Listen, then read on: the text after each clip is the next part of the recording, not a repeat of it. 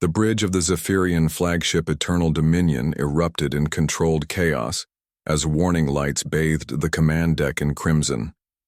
Commander Vex-High's 4 eyes focused on the tactical display, his chitinous fingers dancing across the holographic interface with practiced efficiency. "Report," he commanded, his translator converting his clicks and whistles into standard galactic.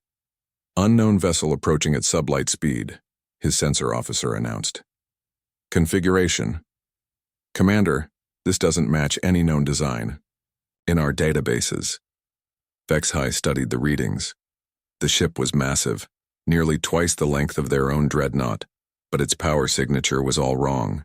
Too efficient, too clean. The hull appeared to be composed of materials that barely registered on their scans, as if the vessel was designed to slip through space like a ghost.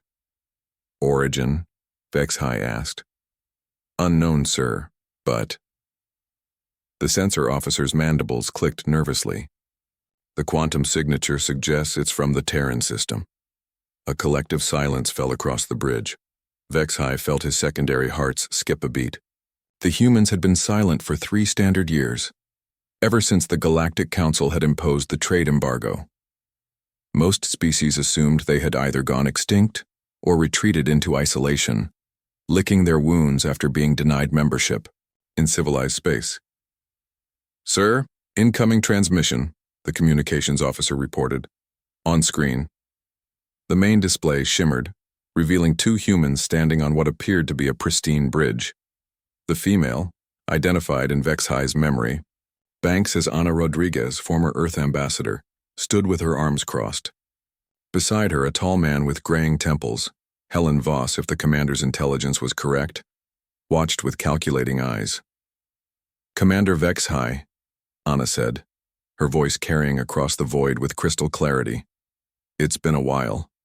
"Ambassador Rodriguez," Vex-High replied carefully. "Your presence here is unexpected. This is a restricted military zone." Ana smiled, but there was no warmth in it. "Restricted by whose authority? Last I checked, this was neutral space." The Galactic Council, Helen interrupted, stepping forward, made their position quite clear 3 years ago. Humanity was deemed too volatile for membership, too aggressive, too unpredictable. His smile was sharp as a blade. "We took your advice to heart." Vex-High's tactical officer leaned close to whisper urgently. The commander's expression darkened as he processed the information. "Your ship," Vex-High said slowly, "is not broadcasting any identification codes. Its configuration is unknown to us.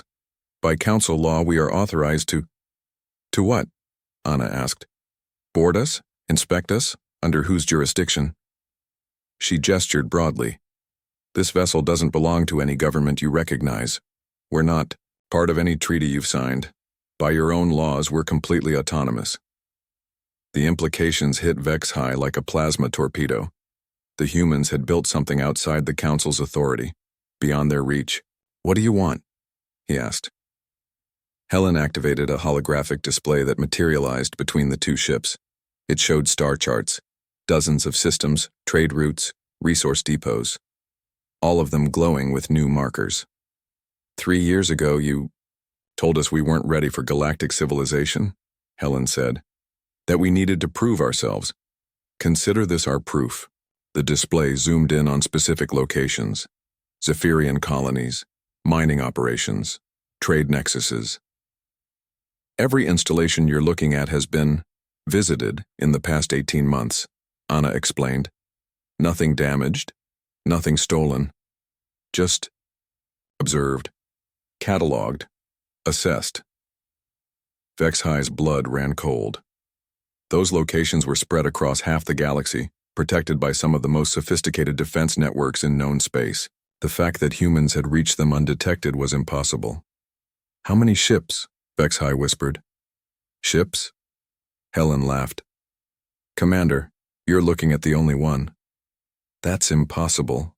Our sensors would have—" "Your sensors," Ana said, gently, "were designed to detect ships built with galactic technology, ships that follow galactic design principles. Ships crewed by species who think like you do. She gestured around the pristine bridge. We don't. Vex High studied the tactical readouts again. The ship's power distribution was unlike anything he'd ever seen. Where other vessels had distinct energy signatures for weapons, shields, and propulsion, this one seemed to flow like liquid light, systems adapting and shifting in real time. What are you? He asked. We're what you made us, Helen replied. 3 years alone with nothing but time and motivation. You wanted to see what humans could do when properly motivated. His expression hardened. Congratulations. Anna stepped forward. We're not here to fight, Commander. We're here to talk. The Council spent so much time debating whether humanity was ready to join galactic civilization that nobody asked the important question, which was whether galactic civilization was ready for humanity. The bridge fell silent except for the soft hum of systems. Vex High realized his crew was staring at him, waiting for orders. But what orders could he give? Their weapons were powered down, a gesture of peace they'd claimed. But looking at the impossible vessel before him, he wondered if their weapons would even matter. The Council will want to meet, he said finally. Of course they will, Anna said, and we'll be happy to attend, on our terms this time.